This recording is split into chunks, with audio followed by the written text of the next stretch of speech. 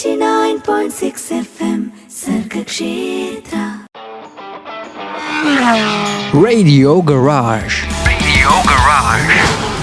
Sargakshetra 89.6 FM radio ഗാരേജിന്റെ സമയം ഇവിടെ തുടങ്ങുവാണ്. 2 പേർ ചേർന്ന് ഷട്ടർ ഉയർത്തുന്നു. ഒരാളുടെ പേര് കെവിൻ എന്നാണ്, ഒരാളുടെ പേര് RJ വിനു. അതാണ് ചാർജ് കയറി വരുന്നുണ്ട്. കാരണം കലക്കൻ വാഹനങ്ങളുടെ കഥകളുമായിട്ട് 2 മണിക്കൂർ ചർച്ചയ്ക്ക് തയ്യാറായിട്ട് 2 പേർ ഇരിക്കുന്നു. യെസ്, എന്താണ് വണ്ടി, ഏതാണ് വാഹനം, എന്ത് വണ്ടിയുടെ കഥയാണ് പറയാൻ പോകുന്നത്, അല്ലെങ്കിൽ വാഹനമാണോ വാഹനങ്ങളാണോ, ഇങ്ങനെ ഒത്തിരി ചോദ്യങ്ങൾ, ചിന്തകൾ പലയിടത്തും നിൽക്കുമ്പോഴാണ് നമ്മൾ ചർച്ച തുടങ്ങാൻ പോകുന്നത്.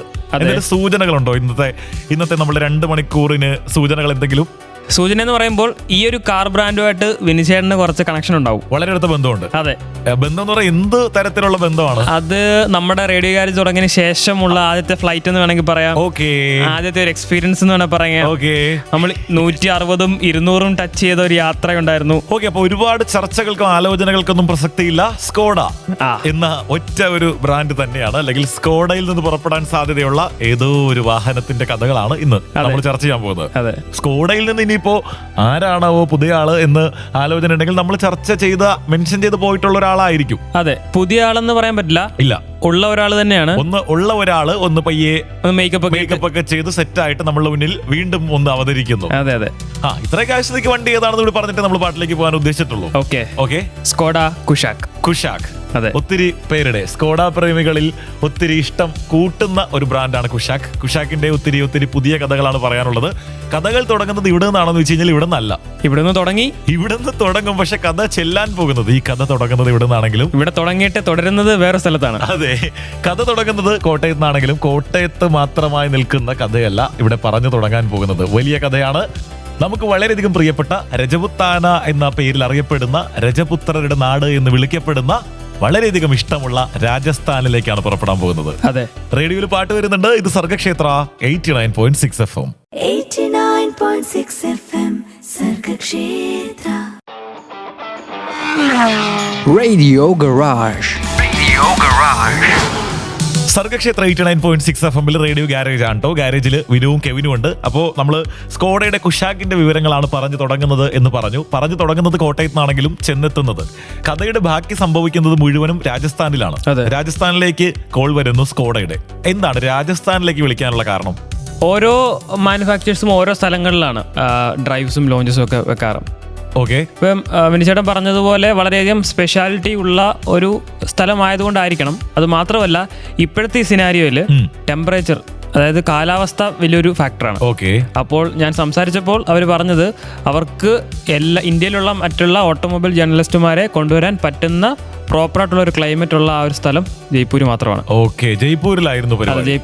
അതായത് രാവിലെ ഒരു 30-35 ഡിഗ്രി ടെമ്പറേച്ചർ ഉണ്ട്, എന്നാൽ വൈകിട്ടാകുന്ന സമയത്ത് ഒരു 19 ഡിഗ്രി ടെമ്പറേച്ചറിലേക്ക് അത് മാറും. അപ്പോൾ അത് മെയിൻറ്റെയിൻ ചെയ്യാൻ വേണ്ടിയിട്ടാണ് എല്ലാവർക്കും പറ്റുന്ന രീതിയിലുള്ള ഒരു കാലാവസ്ഥ കിട്ടുന്ന നാട് എന്ന നിലയ്ക്കാണ് രാജസ്ഥാനിലേക്ക് എത്തിക്കുന്നത്. ഞാൻ ഇത് ചോദിക്കാൻ കാര്യം, സ്കോഡ നമ്മളെ വേറെ പലയിടത്തേക്കും കൊണ്ടുപോയിട്ടുണ്ട്. സ്കോഡ ഇങ്ങനെ ഈ വണ്ടിയുടെ ലോഞ്ച് ഇവിടെ നടത്താം, അടുത്ത വണ്ടിയുടെ ലോഞ്ച് അടുത്തടുത്ത് നടത്താം. അങ്ങനെ എനിക്ക് തോന്നുന്നു ഒറ്റ ബ്രാൻഡിന് വേണ്ടി അടുത്തടുത്ത് യാത്രകൾ നടത്തേണ്ടി വരുന്നത് ഒരുപക്ഷെ സ്കോഡയ്ക്ക് ആയിരിക്കും. വേറെ ബ്രാൻഡുകൾ ഉണ്ടാകും, എന്നാലും സ്കോഡയ്ക്ക് നമ്മൾ ഒരു യാത്ര കഴിഞ്ഞ് ഒരു 6 മാസം ആകുന്നതിന് മുമ്പ് അടുത്ത യാത്രയായി. അപ്പൊ അങ്ങനെ ഒത്തിരി പ്രത്യേകതകളുണ്ട്. അപ്പോൾ അങ്ങനെ സ്കോഡയിൽ നിന്ന് കോൾ വരുന്നു, നേരെ രാജസ്ഥാനിലേക്ക് പുറപ്പെടാനുള്ള തയ്യാറെടുപ്പുകളൊക്കെ നടത്തുന്നു. തയ്യാറെടുപ്പ് നടത്തിക്കൊണ്ടിരിക്കുമ്പോൾ കെവിന്റെ മനസ്സിൽ എന്തായിരുന്നു ചിന്ത? കുഷാക്ക് കാണാൻ പോവുകയാണ്. കുഷാക്കിനെ പറ്റി ഒരുപാട് കാര്യങ്ങൾ അറിഞ്ഞിട്ടാണോ ഈ യാത്ര തുടങ്ങിയത്? കുഷാക്കിനെ പറ്റി അറിയാം. കുഷാക്ക് ഞാൻ ഓൾമോസ്റ്റ് ഒരു 4 months പ്രീവിയസ് വെർഷൻ എന്റെ കയ്യിലുണ്ടായിരുന്നു. അതെ, അതായത് കുഷാക്ക് ഉണ്ടായിരുന്നു കയ്യിൽ. അതെ, ഇനി എങ്ങനെയാണ് കുഷാക്ക് മേക്കപ്പ് ഒക്കെ ഇട്ട് പുതിയൊരാളായിട്ട് വരുന്നത് എന്നുള്ളത് മാത്രമേ നമുക്ക് അറിയേണ്ടതുള്ളൂ. എന്താണ് വ്യത്യാസം എന്ന് അറിഞ്ഞാൽ മതി. വ്യത്യാസം എന്താണെന്ന് മാത്രമേ ഉള്ളായിരുന്നു എനിക്ക് അറിയേണ്ട ഒരു കാര്യം. ആക്ച്വലി ഇതിന്റെ ലോഞ്ച്, അതായത് ഈ 2026 പുറത്തിറങ്ങിയ കുഷാക്ക് ഫേസ് ലിഫ്റ്റിന്റെ ലോഞ്ച് നടത്തിയത് കൊച്ചി വെച്ചിട്ടാണ്. അതിനുശേഷം ഡ്രൈവാണ് ജയ്പൂർ വെച്ച്. എറണാകുളത്ത് വെച്ച് ലോഞ്ച് നടത്തി. അതെ, എന്നിട്ട് നമ്മളോടൊന്നും പറഞ്ഞില്ല, മോശമായി പോയി. ആര് പറഞ്ഞു? നമ്മളിവിടെ പറഞ്ഞത് കെവിൻ എന്നെ വിളിച്ചതാണ് കേട്ടോ. ആ സമയത്ത് വേറൊരു പരിപാടി ഒന്നുകൊണ്ട് പോകാൻ പറ്റില്ല. കുഴപ്പമില്ല, സ്കോഡ അത് ക്ഷമിക്കും. ഓക്കെ, അപ്പൊ രാജസ്ഥാനിലേക്ക് പോകാൻ തയ്യാറെടുക്കുന്നു. ഇതുപോലെ കുഷാക്ക് ഇഷ്ടപ്പെട്ട വണ്ടിയായിരുന്നല്ലോ. സ്കോഡയുടെ എല്ലാ വാഹനങ്ങളും പൊതുവെ കെവിൻ ഇഷ്ടമാണ് എന്നുള്ളതും വളരെ ആസ്വദിച്ച് 200 കിലോമീറ്റർ വേഗത്തിൽ വാഹനം ഓടിക്കുന്നത് ഞാൻ കണ്ട ആളായതുകൊണ്ടും അത് അനുഭവിച്ചറിഞ്ഞ ആൾ കൂടിയാണ് ഞാൻ. അപ്പൊ അങ്ങനെ കുഷാക്കിന് വേണ്ടി വിളി വരുന്നു. രാജസ്ഥാനിലേക്ക് പോകാൻ തയ്യാറെടുക്കുന്നു. ഇവിടെയും അത്യാവശ്യം ചൂട് പിടിച്ച കാലാവസ്ഥയുള്ള സമയത്ത് സ്ഥലത്ത് നിന്ന് രാജസ്ഥാനിലേക്കാണ് പോകുന്നത്. അവിടെ ഭയങ്കര ചൂടാകില്ലേ എന്ന് വിചാരിക്കുമ്പോൾ അവിടെ ഇവിടുത്തെ അത്രയും ചൂടില്ല, അല്ലെങ്കിൽ ഏറെക്കുറെ ഇവിടുത്തെ ചൂടിൽ നിൽക്കുന്നു. പക്ഷേ വ്യത്യാസമുള്ളത് നമുക്കിവിടെ ഹ്യൂമിഡിറ്റി കൂടുതലാണ്, നമ്മളെ പെട്ടെന്ന് വേർക്കും. അവിടെ ചൂടുണ്ടെങ്കിലും അധികം വേർക്കില്ല. മനസ്സിലായി, അതാണ് വ്യത്യാസം. ഓക്കെ, അപ്പോ അങ്ങനെ രാജസ്ഥാൻ കോൾ വരുന്നു, രാജസ്ഥാനിലേക്ക് പുറപ്പെടുന്നു. സ്കോഡയുടെ കുഷാക്കിന്റെ വിവരങ്ങൾ അന്വേഷിക്കാൻ വേണ്ടി ഒരുപാട് ജേർണലിസ്റ്റുമാരുണ്ടായിരുന്നല്ലോ. നമുക്ക് ആക്ച്വലി ഒരു 7 ദിവസമാണ് ഡ്രൈവ് ഉണ്ടായിരുന്നു. വിശദമായി പരിശോധിക്കാനുള്ള സമയം തരുന്നുണ്ട്. അതെ, വിശദമായി പരിശോധിക്കുന്ന പറയുമ്പോൾ വണ്ടിയുടെ എണ്ണം കുറവാണ്. 20 വണ്ടി ഉണ്ടായിരുന്നുള്ളൂ. 20 വണ്ടി ഉണ്ടായിരുന്നുള്ളൂ എന്നാ പറയുന്നത്. 20 വണ്ടി പോരെ? 20 വണ്ടി പോരാ, ഞങ്ങൾ വലിയൊരു ടീമാണ്. നിങ്ങള് പഞ്ചിന്റെ ലോഞ്ച് എറണാകുളത്ത് നടത്തിയത് വെച്ചിട്ടാണ് നിങ്ങൾ കണക്ക് കൂട്ടുന്നത്. അതെ, ഒരുപാട് ട്രെയിലർ ലോറികൾ ഇങ്ങനെ വരിവരിയായിട്ട് വരണം. അതായത് തമിഴ് സിനിമയിലെ ഒരു നായകന്റെ എൻട്രി പോലെ. എന്നിട്ട് അതിൽ നിന്ന് ഓരോരോ വണ്ടികൾ ഇത് ഇറങ്ങി വന്നിട്ട് ഈ പുത്തൻ വണ്ടികൾ ഒരു റാലിയായി 100-200 വണ്ടി വേണം. അതൊക്കെയല്ലേ ആഗ്രഹം? എന്നാലേ ഒരു ഗുമ്മുള്ളൂ. അപ്പോ സ്കോഡ അവരുടെ സൈഡിൽ നിന്ന് ആലോചിക്കും. നമ്മൾ ഒക്ടാവിയ RS ഓടിക്കാൻ പോയപ്പോ ഒരു 6-7 വണ്ടി ഉണ്ടായിരുന്നുള്ളല്ലോ. ആ വണ്ടി ഏത് അവസ്ഥയിലാണ് ഓടിക്കുന്നത് എന്നുള്ളത് ഇപ്പൊ 200 കിലോമീറ്ററിൽ ഓടിച്ചു എന്ന് പറഞ്ഞപ്പോൾ എല്ലാവർക്കും മനസ്സിലാക്കാൻ പറ്റിയിട്ടുണ്ടാകും. ആ വണ്ടിയുടെ വില 50 ലക്ഷം രൂപയാണ് ഒരെണ്ണം. അപ്പോ 50 ലക്ഷം രൂപ വില വരുന്ന 6-7 വണ്ടി കമ്പനി തന്നാ പോരെ നിങ്ങൾക്ക് ഓടിച്ച് കളിക്കാൻ വേണ്ടി? ഞങ്ങൾക്ക് ഒരു വണ്ടി പോരാ, ഞങ്ങൾക്ക് കുറെ വണ്ടികൾ വേണം. കാര്യം ഒരു വണ്ടിയിൽ ചിലപ്പോൾ കുഴപ്പമുണ്ടാവില്ല, ഒരു വണ്ടി പ്രശ്നം ഉണ്ടാവും. ഇതൊക്കെ നിങ്ങൾക്ക് മാറി മാറി പരിശോധിക്കണം, ഓടിക്കണം. ശരി, ഓട്ടോമാറ്റിക്, മാനുവൽ, ഇങ്ങനെ പല കാര്യങ്ങളുണ്ട്. ഒരുപാടുണ്ടല്ലോ, നിരവധി വണ്ടികൾ വേണം. അപ്പൊ അങ്ങനെ നിരവധി വണ്ടികൾ പ്രതീക്ഷിച്ച് ജയ്പൂരേക്ക് ഒരു സംഘം ആളുകൾ പുറപ്പെടുവാണ്. റേഡിയോയിൽ പാട്ട് വരുന്നുണ്ട്. ഇത് Sargakshetra 89.6 FM. 89.6 FM Sargakshetra. Radio Garage. Radio ഗാരേജിൽ നമ്മൾ സ്കോഡയുടെ കുഷാക്കിന്റെ ഡ്രൈവിന് വേണ്ടി രാജസ്ഥാനിലേക്ക് കെവിൻ പുറപ്പെട്ട കഥകൾ പറഞ്ഞു തുടങ്ങുവാണ്. ഒരുപാട് പ്രതീക്ഷകളുമായിട്ട് രാജസ്ഥാന്റെ മണ്ണിലേക്ക് കെവിൻ കാലുകുത്തുവാണ്. കാലുകുത്തിയതുവരെ എനിക്കറിയാമുള്ളൂ, ബാക്കി എന്ത് സംഭവിച്ചെന്ന് പറ. ആക്ച്വലി ജയ്പൂരും രാജസ്ഥാനും ഞാൻ പോയിട്ടുള്ള സ്ഥലങ്ങളാണ്. ജയ്പൂർ പഴയ ജയ്പൂർ തന്നെയാണെന്ന്. അതെ, മാറ്റങ്ങളൊന്നുമില്ല. ഈവൻ രാജസ്ഥാൻ ഫുള്ള് ഞാൻ വണ്ടി ഓടിച്ച് കവർ ചെയ്താണ്. ഡൽഹിയിൽ നിന്ന് ഗുജറാത്ത് വരെയുള്ള ആ ഒരു സ്ട്രെച്ച് കവർ ചെയ്തത് മാരുതിക്ക് വേണ്ടിയാണ് എന്നുള്ളത് മാത്രമാണ് ഒരു വ്യത്യാസം. നമ്മൾ സ്കോഡ വിളിച്ചിട്ട് പോയതാണ്. സ്കോഡ വിളിച്ചാലും പോകും, മാരുതി വിളിച്ചാലും പോകും. എനിക്കങ്ങനെ പ്രശ്നങ്ങളൊന്നുമില്ല, ആര് വിളിച്ചാലും ഞാൻ പോകും. ദെൻ ജയ്പൂരിൽ ചെല്ലുന്നു. നമുക്ക് അവിടെ ഒരു ജയ്പൂർ അറിയാമല്ലോ, രാജസ്ഥാൻ ഒരു പാലസ് അല്ലെങ്കിൽ ഒരു ആർക്കിടെക്റ്റിന് കുറച്ചുകൂടി പ്രാധാന്യം നൽകുന്ന ഒരു സ്ഥലമാണ്. അപ്പോൾ എവിടെ നോക്കിയാലും അതിന്റെ ഒരു ഭംഗി കാണാൻ സാധിക്കും. നല്ല ഭംഗിയായിട്ട് നിർമ്മിച്ചു വെച്ചിരിക്കുന്ന കൊട്ടാരങ്ങൾ, ഒരുപാട് പഴക്കമുള്ള ചരിത്ര നിർമ്മിതികൾ നിരവധിയായിട്ട് നിൽക്കുന്ന മനോഹരമായ പ്രദേശം. അതെ, അപ്പോൾ നമ്മുടെ ഹോട്ടൽസിലും താമസിക്കുന്ന ഹോട്ടൽസിലും ഇതിന്റെ ഒരു പ്രതിച്ഛായ എല്ലായിടത്തും ഉണ്ട്. അതെ, എവിടെ ചെന്നാലും അതിന്റെ ഒരു ടച്ച് നമുക്ക് കാണാൻ പറ്റും. ജയ്പൂരത്തെ ഏറ്റവും പാവപ്പെട്ട മനുഷ്യന്റെ വീട്ടിൽ ചെന്നാലും അതിലൊരു രാജകീയത ഉണ്ടാവും.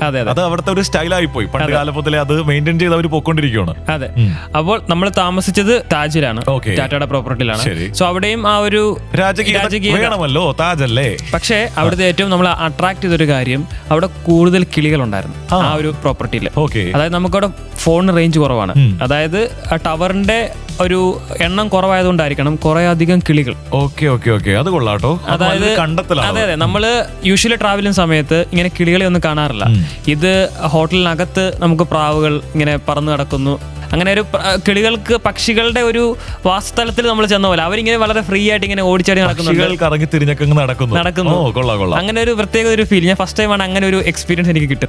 അങ്ങനെ താജിലേക്ക് ചെല്ലുന്നു, നമുക്ക് മുറി കിട്ടുന്നു, പിറ്റേ ദിവസത്തെ പരിപാടികളുടെ ഒരു ചാർട്ടും കിട്ടുന്നു.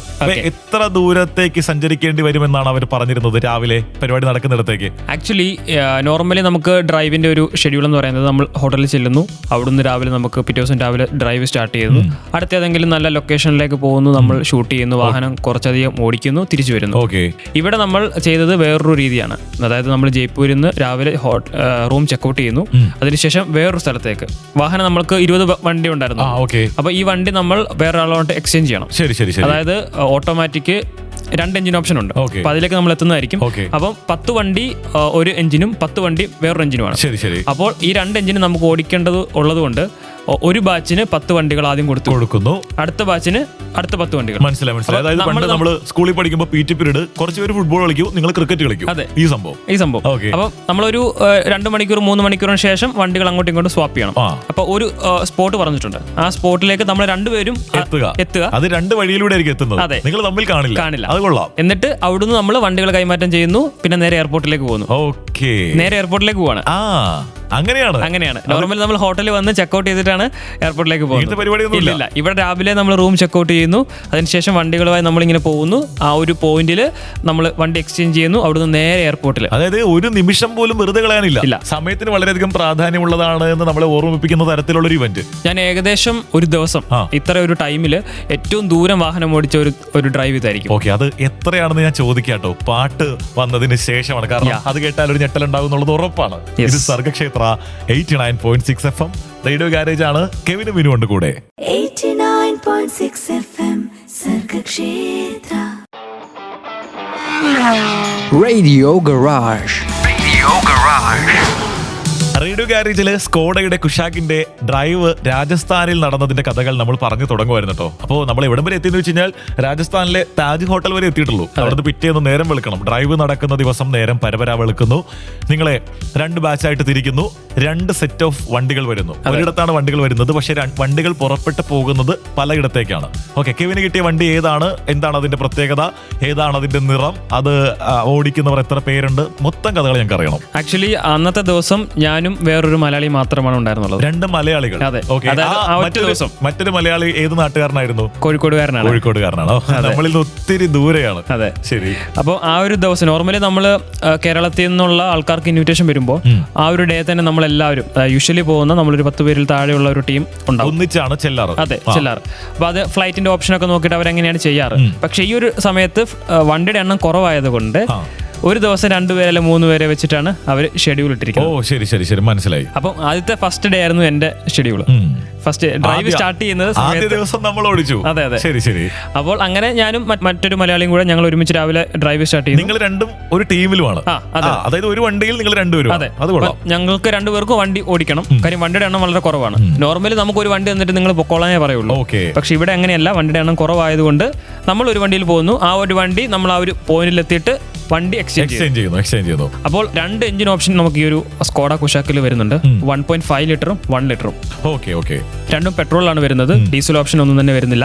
ഈ ഒരു വാഹനത്തിന് ഇവിയും വരുന്നില്ല. ഇവി ഫ്യൂച്ചറിൽ വരുന്നുണ്ട് എന്നാണ് പറയപ്പെടുന്നത്. നിലവിൽ അനൗൺസ് ചെയ്തിട്ടില്ല. ഹൈബ്രിഡ് കാര്യങ്ങളൊന്നും തന്നെ ഇല്ല. നോർമൽ പെട്രോൾ എഞ്ചിൻ മാത്രമാണ് വരുന്നത്. അതിൽ ഗിയർ ബോക്സിൽ ചേഞ്ച് വന്നിട്ടുണ്ട്. അതാണ് ഏറ്റവും വലിയ അട്രാക്ഷൻ. 1 ലിറ്ററിൽ 8 സ്പീഡിന്റെ ടോർക്ക് കൺവേർട്ടർ ഗിയർ ബോക്സ് വന്നിട്ടുണ്ട്. അത് എടുത്തു പറയേണ്ട ഒരു കാര്യമാണ്.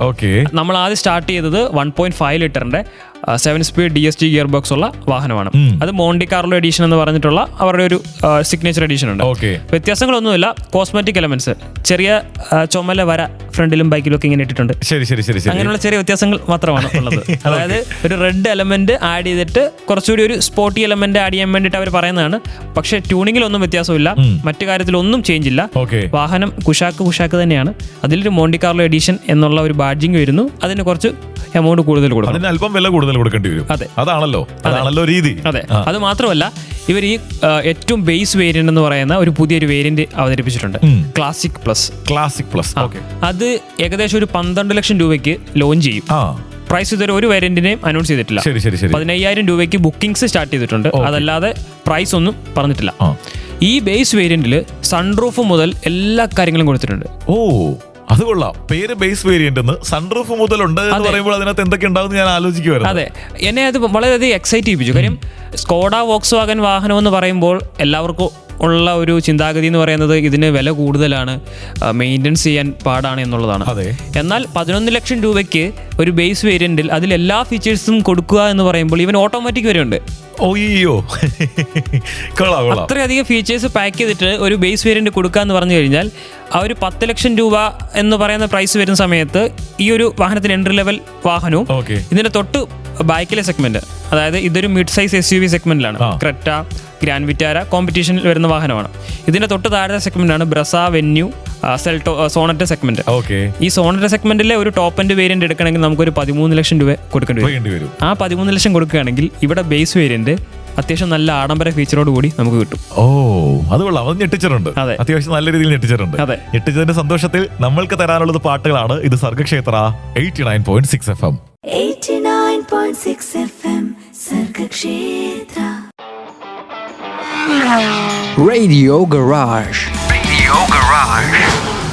റേഡിയോ ഗാരേജിൽ നമ്മൾ സ്കോഡ കുഷാക്കിന്റെ ഡ്രൈവ് നടന്നതിന്റെ കാര്യങ്ങളൊക്കെ തന്നെയാണ് പറഞ്ഞുകൊണ്ടിരിക്കുന്നത്. രാജസ്ഥാനിൽ വെച്ച് നടന്ന ഡ്രൈവാണ്. രാജസ്ഥാനിലെ താജ് ഹോട്ടലിന്റെ മുന്നിൽ വണ്ടി വന്ന് നിൽക്കുന്നു. കെവിന് കിട്ടിയ വണ്ടി ഏതാണ് ഫസ്റ്റ് സെറ്റില്? 1.5 litre turbo petrol 7 speed DSG. അതായത് ഉള്ളതിൽ ഏറ്റവും നല്ലത് തന്നെ ആദ്യം കിട്ടി. ഇനിയിപ്പോ ഒന്നും പറയാനില്ല. ഉള്ളതിൽ ഏറ്റവും പവർഫുൾ എഞ്ചിൻ തന്നെ ഏറ്റവും ആദ്യം കിട്ടിയതിന്റെ സന്തോഷത്തിൽ കെവിൻ വാഹനത്തിനകത്ത് കയറുന്നു. നമ്മളെ ഒരു 2-3-4 പാട്ടുകൾക്ക് മുൻപ് ഒരു കാര്യം പറഞ്ഞിട്ടിരുന്നു. കെവിൻ എത്ര വേഗത്തിൽ വണ്ടി ഓടിച്ചു, എത്ര ദൂരം വണ്ടി ഓടിച്ചു എന്നുള്ളത് പിന്നെ പറയാമെന്ന്. ആ പിന്നെ പറച്ചിൽ ഇപ്പൊ പറയാൻ സാധ്യതയുണ്ടല്ലോ. ഞാൻ വണ്ടി ഓടിച്ചത് 200 കിലോമീറ്ററിന് അടുത്ത് വണ്ടി ഓടിച്ചു. 200 കിലോമീറ്ററോളം ഒരു ദിവസത്തെ ഡ്രൈവിൽ വണ്ടി ഓടിച്ചു. അതൊരു വല്ലാത്ത യാത്ര തന്നെയാണല്ലോ. രാജസ്ഥാൻ ഇങ്ങനെ പരന്ന് കിടക്കുവാണല്ലോ നമുക്ക് വണ്ടി ഓടിക്കാൻ പാകത്തിന്. പക്ഷെ ആ 200 കിലോമീറ്റർ കേരളത്തിലാണെങ്കിൽ എനിക്ക് ഫ്ലൈറ്റ് മിസ്സാവും. രാജസ്ഥാനിലായതുകൊണ്ട് എനിക്ക് ഫ്ലൈറ്റ് കിട്ടി. അതെന്താണെന്നറിയാവോ? കേരളത്തിലെ ബ്ലോക്ക് ഗതാഗത കുരുക്ക് എന്നൊക്കെ പറഞ്ഞ് നിങ്ങളെങ്ങനെ കൊച്ചാക്കല്ലേ. രാജസ്ഥാൻ വലിയ സ്ഥലമാണ്. കേരളം ചെറിയ സ്ഥലവും ഒരുപാട് വണ്ടികൾ, ഒരുപാട് മനുഷ്യരും, വീടും, കടയും ഇതെല്ലാം ഉണ്ടെന്നേ. അല്ല, ഇപ്പം റോഡുകളൊക്കെ വരുന്നുണ്ടെന്നൊക്കെ പറയുന്നു. ഇനിയിപ്പോ ഇലക്ഷൻ കഴിയുമ്പോൾ അറിയാം. അത് വരുമ്പോ നമുക്ക് പൊളിക്കാം. അപ്പോ വണ്ടി കിട്ടുന്നു 1.5 ലിറ്റർ ടർബോ പെട്രോൾ ആണ് കിട്ടുന്നു. കെവിൻ വണ്ടി ഓടിച്ചു തുടങ്ങുന്നു. അപ്പൊ എങ്ങനെയാണ് ഇതൊരു റാലി പോലെയുള്ള ഒരു പരിപാടിയല്ലേ? ഒരു സെറ്റ് ഓഫ് വണ്ടികൾ പോകും.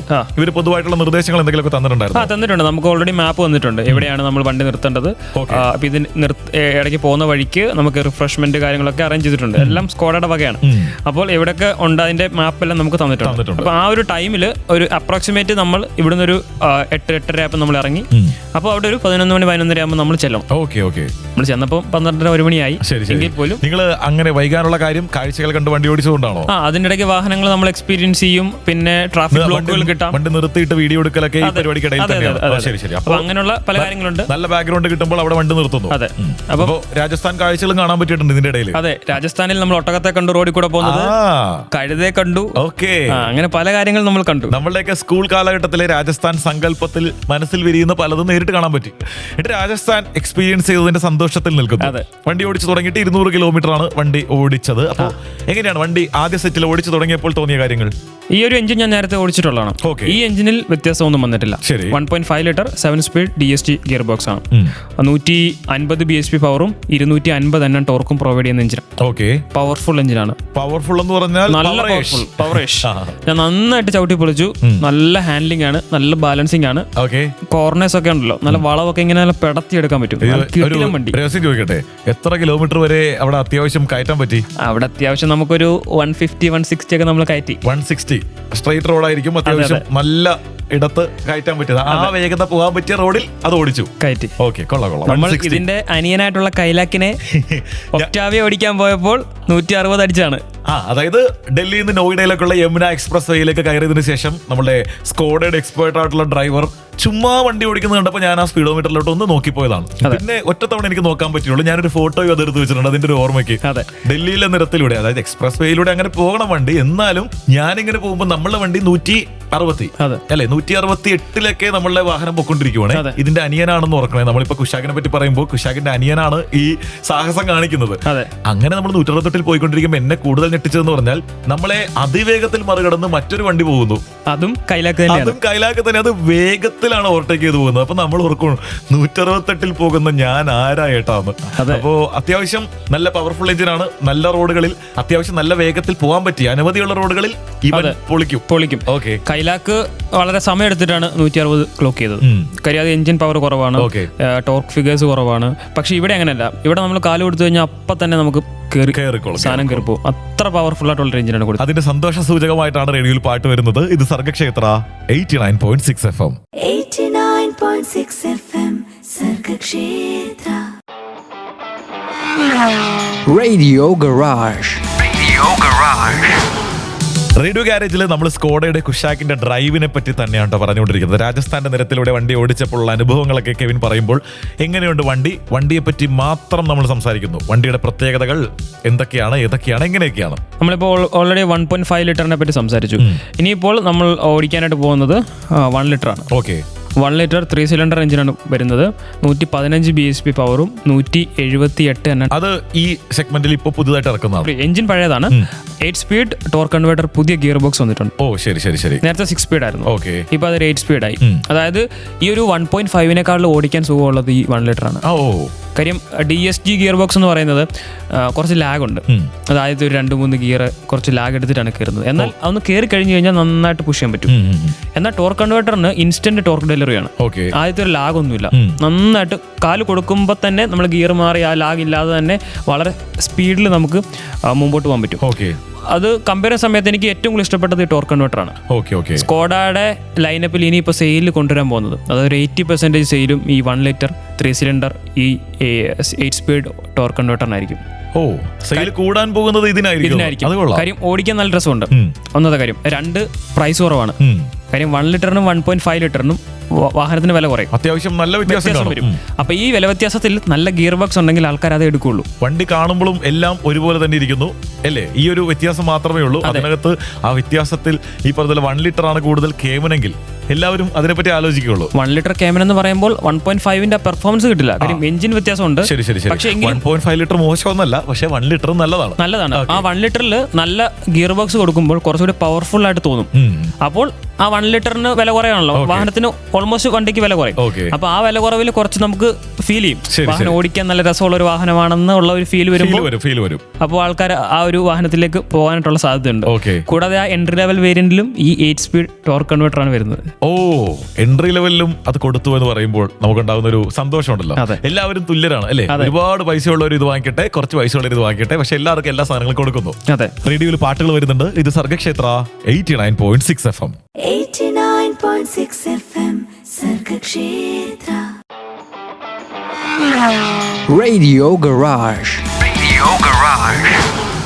റേഡിയോ ഗാരേജില് സ്കോഡയുടെ കുഷാക്കിനെ പറ്റിയാണോ നമ്മൾ സംസാരിച്ചുകൊണ്ടിരിക്കുന്നത്. കെവിൻ രാജസ്ഥാനിൽ പോയി കുഷാക്ക് ഓടിച്ചതിന്റെ കഥകളൊക്കെ പറഞ്ഞുകൊണ്ടിരിക്കുമ്പോൾ വണ്ടിയുടെ ഫീച്ചേഴ്സ് എന്തൊക്കെയാണ് എന്നുള്ളതിനെ പറ്റി കൃത്യമായിട്ട് ഒരറ്റം മുതൽ ഒരു തരി പോലും വിടാതെയാണ് ഇനിയിപ്പോ കെവിൻ പറയാൻ പോകുന്നത്.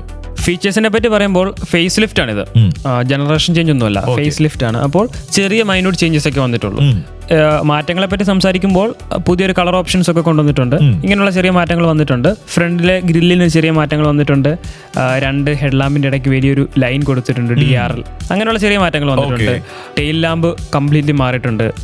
ടെയിൽ ലാമ്പിന്റെ 2 എൻഡ് ഉണ്ടല്ലോ, അതിന്റെ നടുവിലോട്ട് വലിയൊരു LED സ്ട്രിപ്പ് സ്കോഡ എന്നുള്ള ലോഗോ ഒക്കെ കൊടുത്തിട്ടുണ്ട്. സ്കോഡ തിളങ്ങും, നല്ല രസമാണ്. അപ്പൊ അങ്ങനെയുള്ള ചെറിയ മാറ്റങ്ങൾ പുറമെ കൊടുത്തിട്ടുണ്ട്. ഇനി അകത്തേക്ക് വരുമ്പോൾ ബാക്ക് സീറ്റിൽ മസാജിങ് സീറ്റ് കൊടുത്തിട്ടുണ്ട്. അത് ഈ സെഗ്മെന്റിൽ ആദ്യമായിട്ടാണ്. അതായത് ഈ സെഗ്മെന്റ് ഭരിക്കുന്ന ക്രെറ്റ എന്നുള്ള ഒരു വാഹനത്തിന് പോലും ഇല്ല, വെന്റിലേഷനും ഇല്ല, മസാജിങ്ങും ഇല്ല, സീറ്റും ഇല്ല. പക്ഷെ ഇവിടെ വെന്റിലേഷൻ ഇല്ല, മസാജിങ് മാത്രമേ ഉള്ളൂ. പക്ഷെ അവർക്ക് വെന്റിലേഷൻ കൊടുക്കാമായിരുന്നു, മനസ്സിലായി, അവർ കൊടുത്തിട്ടില്ല. പക്ഷെ നല്ല ഒരു ലക്ഷറി മസാജിങ് ചെയ്തിട്ടുള്ള ഒരു ഫീലിംഗ് ആണ് നമുക്ക്. അതായത് കുറച്ച് കാശ് മുടക്കി നമ്മൾ മസാജിങ് ചെയ്തൊരു ഫീലിംഗ് ആണ് ഈ ഒരു വാഹനത്തിന്റെ ബാക്ക് സീറ്റിൽ ഇരുന്ന് കഴിഞ്ഞാൽ. അതായത് അവരൊരു ടാർഗറ്റ് ചെയ്യുന്ന ഓഡിയൻസ് എന്ന് പറയുന്നത് ബാക്ക് സീറ്റിൽ ഇരിക്കുന്ന ഈ ഒരു വാഹനത്തിന്റെ ഓണർ ആയിരിക്കും. അപ്പോൾ ആ ഓണറിന് ഒരു ദീർഘദൂര യാത്രകൾ പോകുമ്പോൾ പുള്ളിക്കാരന് തോന്നരുത് ഞാൻ ഈ കാശ് മൊത്തം കൊടുത്തിട്ട് പുറകിലിരുന്നിട്ട് എനിക്ക് ഒട്ടും പറ്റുന്നില്ലല്ലോ എന്ന് തോന്നരുത്. അതായത് ബൈക്കിലിരിക്കാൻ ഒരു കാരണം കൂടി വന്നിരിക്കുകയാണ് ഇപ്പോൾ ഈ ഒരു വാഹനത്തിൽ, പുറകിലിരിക്കാൻ ഒരു കാരണം കൂടി. സോ സീറ്റുകൾ ഇംപ്രൂവ് ചെയ്തിട്ടുണ്ട്. കമ്പയർ ചെയ്യുന്ന സമയത്ത് നല്ല ലെഗ് സ്പേസും നല്ല കംഫർട്ടബിളി ട്രാവൽ ചെയ്യാൻ പറ്റുന്ന ഒരു സീറ്റ് വന്നിട്ടുണ്ട്. പനോരമിക് സൺറൂഫ് വരുന്നുണ്ട്. പക്ഷെ സൺറൂഫ് വന്ന സമയത്ത് അതിന്റെ സൺബ്ലൈൻഡ് വളരെ കട്ടി കുറഞ്ഞ മെറ്റീരിയൽ, അതുകൊണ്ട് ചൂടകത്തേക്ക് സാധ്യതയുണ്ട്. നേരത്തെ ചെറിയ സൺറൂഫ് ആയിരുന്നു, ഇപ്പൊ അതൊരു അതിന്റെ വലിപ്പം കൂട്ടിയിട്ടുണ്ട്. അതാണ് ചെറിയ മാറ്റങ്ങൾ. പിന്നെ അകത്തെ ടച്ച് സ്ക്രീനൊക്കെ മാറി, ഇൻഫർടൈൻമെന്റ് സിസ്റ്റം, ഇങ്ങനത്തെ കുറച്ച് കാര്യങ്ങളൊക്കെ മാറി, വ്യത്യാസങ്ങളൊക്കെ വന്നിട്ടുണ്ട്. കുറച്ചുകൂടെ ഒരു രസമാക്കിയിട്ടുണ്ട്. കുറച്ചുകൂടെ ഒരു സോഫ്റ്റ്വെയർ അപ്ഡേറ്റ് ഒക്കെ കൊടുത്ത് കുറച്ചുകൂടെ ഒരു യൂസ് ചെയ്യാൻ കുറച്ചുകൂടെ ബെറ്റർ ആക്കിയിട്ടുണ്ട്.